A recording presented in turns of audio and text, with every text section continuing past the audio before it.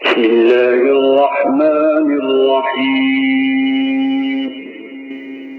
شروع اللہ کے نام سے جو سب پر مہربان ہے، بہت مہربان ہے۔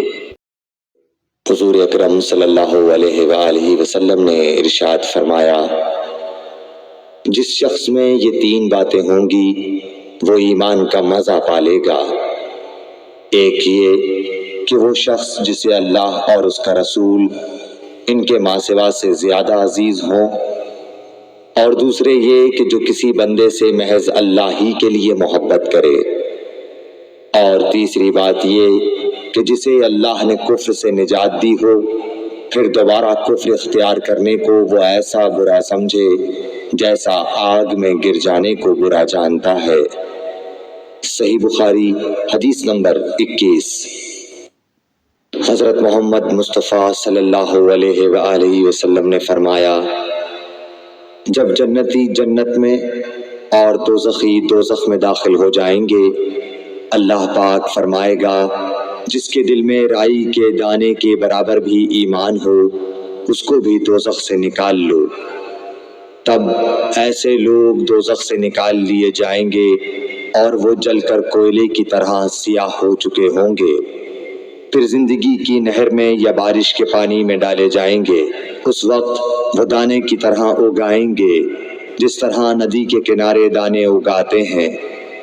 کیا تم نے نہیں دیکھا کہ دانہ زردی مائل پیچ در پیچ نکلتا ہے؟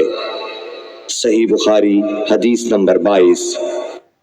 حضور اکرم صلی اللہ علیہ وآلہ وسلم نے فرمایا، میں ایک وقت سو رہا تھا، میں نے خواب میں دیکھا کہ لوگ میرے سامنے پیش کیے جا رہے ہیں اور وہ کرتے پہنے ہوئے ہیں، کسی کا کرتا سینے تک ہے اور کسی کا اس سے نیچا ہے۔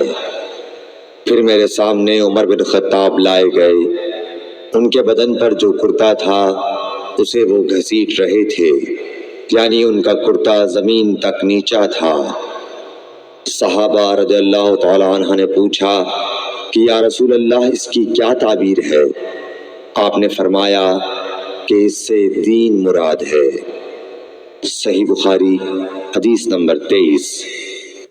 ایک مرتبہ رسول کریم صلی اللہ علیہ وسلم ایک انصاری شخص کے پاس سے گزرے، اس حال میں کہ وہ اپنے ایک بھائی سے کہہ رہے تھے کہ تم اتنی شرم کیوں کرتے ہو؟ آپ نے اس انصاری سے فرمایا کہ اس کو اس کے حال پر رہنے دو، کیونکہ حیا بھی ایمان ہی کا ایک حصہ ہے۔ صحیح بخاری حدیث نمبر 24۔ رسول اللہ صلی اللہ علیہ وسلم نے فرمایا، مجھے اللہ کی طرف سے حکم دیا گیا ہے کہ لوگوں سے جنگ کروں اس وقت تک کہ وہ اس بات کا اقرار کر لیں کہ اللہ کے سوا کوئی معبود نہیں ہے، اور یہ کہ محمد صلی اللہ علیہ وسلم اللہ کے سچے رسول ہیں، اور نماز ادا کرنے لگیں اور زکوٰۃ دیں۔ جس وقت وہ یہ کرنے لگیں گے تو مجھ سے اپنے جان و مال کو محفوظ کر لیں گے، سوائے اسلام کے حق کے۔ رہا ان کے دل کا حال تو ان کا حساب اللہ کے ذمے ہے۔ صحیح بخاری حدیث نمبر 25۔